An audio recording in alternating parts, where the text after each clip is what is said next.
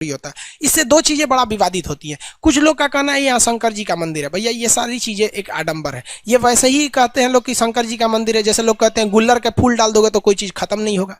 ऐसे कहावत है ना, बचपन में आप सुने होंगे कि पेंसिल का छिलका दूध में डालो तो रबड़ बन जाता है, मोर के पंख को चौक खिलाओ तो बड़ा हो जाता है। ये अफवाहें हैं सब, वैसे ही इसका कोई मतलब नहीं बनता है। ये आपस में लगा शंकर जी, आप बताओ यार, खुद से जरा सोचो कि शंकर जी वहां क्या करेंगे। और कहा मतलब हमारे यहाँ तो अलग अलग जगह पे अलग अलग प्रचलन है।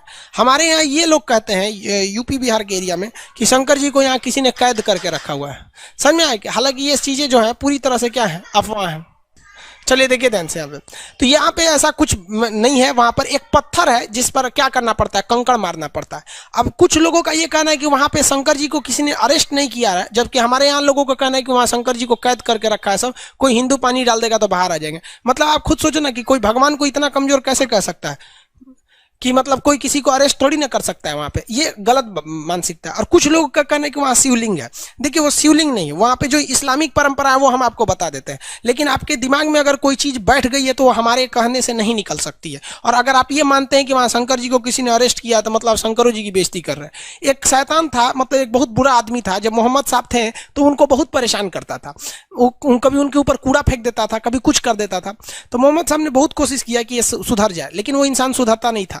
तो तंग आकर मोहम्मद साहब ने उसे श्राप दे दिया कि जा तू पत्थर का बन जाएगा। तो वो आदमी एक बड़ा सा पत्थर बन के रह गया है। तो लोग जाते हैं ना तो इसी पत्थर पे कंकड़ से मारते हैं लोग, वो ये दिखाने के लिए कि तूने मोहम्मद साहब को परेशान किया था। तो किसी ने ये फोटो लाया और बोल दिया कि भाई साहब यहाँ पर मतलब इस फोटो में यहाँ पे कि ये शिवलिंग है, जबकि ऐसा कुछ नहीं है। वो परंपरा के हिसाब से देखिएगा तो एक शैतान आदमी था। अब बताओ भाई, अगर इस पत्थर की हिस्ट्री उठाओगे तो वो एक ऐसा दुष्ट व्यक्ति था जिसे पत्थर बना दिया गया श्राप से। अब वो दुष्ट व्यक्ति को आप शिवलिंग बोलोगे। आप मानते हो तो आप हमारी बात पे तो बिलीव नहीं कर सकते, वरना अगर आप जिस पे बिलीव करते हो जो ऑथेंटिक चीज है, जैसे गूगल हो गया, विकीपीडिया हो गया, क्योरा हो गया, इस पे आप जाके सर्च कर सकते हैं। इसी को लोग वो शिवलिंग बोलते हैं। तो इस मक्का मदीना को लेकर दो ही प्रचलन बहुत फेमस है। कुछ लोगों का कहना है कि यहाँ उन लोगों ने अरेस्ट करके रख लिया है, मतलब उनको कैद करके रखा है। और कुछ लोगों का कहना है कि नहीं, शिवलिंग की पूजा होती है। ऐसा यहाँ पे कुछ भी नहीं है। वो तो जो शिवलिंग वाली बात होती है वो तो मदीना के पास है जहाँ पत्थर मारा जाता है यहाँ पर। अब कुछ लोगों का कहना है कि यहाँ हिंदू को जाने क्यों नहीं दिया जाता है। भाई साहब यहाँ 2.5 लाख रुपया खर्चा आता है एक आदमी को जाने का। दूसरा, आप किसी देश में जाते हैं तो आप अपने हिसाब से नहीं चलते हैं, उस देश के नियम कानून के हिसाब से ही हमें चलना पड़ता है। तो ये एक मुस्लिम कंट्री है, इसका नियम है कि जो हज करने आता है उनके लिए प्रॉपर नियम होने चाहिए। अब आपको पता है ना कि जो उन लोग के नियम कानून होंगे उनको पता होगा। यार हम लोग को हम लोग कभी हज करने नहीं गए, बुढ़ापे मम्मी पापा को भेज देंगे लोग। तो ये समझ में आ गया, ये सऊदी अरब केवल मक्का मदीना के लिए।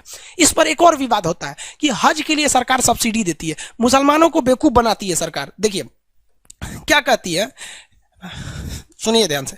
हज के लिए खर्चा आता है 2.5 लाख रुपए। तो जब सरकार थी ना पहले, कांग्रेस की सरकार, वो तो मुसलमानों को और लोल बनाई। बीजेपी तो कम से कम खुल के कहती है, कांग्रेस तो और लोल बनाई। कांग्रेस कहती है भाई 2.5 लाख है ना, तो आप इसमें केवल कितना दीजिए, 2,40,000 दीजिए, मतलब 2,40,000 दे दीजिए आप। तो मुसलमानों को लगता था 10,000 सब्सिडी हो गया। दूसरा देखिए, जब जो व्यक्ति ये सब्सिडी ले लेता था ना, उसको एयर इंडिया की जहाज से जाना होता था, एयर इंडिया। और एयर इंडिया उस समय 15,000 की जगह पे 60,000 रुपया किराया ले लेती थी। भाई साहब यहाँ देखो, 15,000 की जगह पे 60,000 किराया ली है यहाँ पर, यानी 45,000 सरकार ने एक्स्ट्रा किराया ले लिया।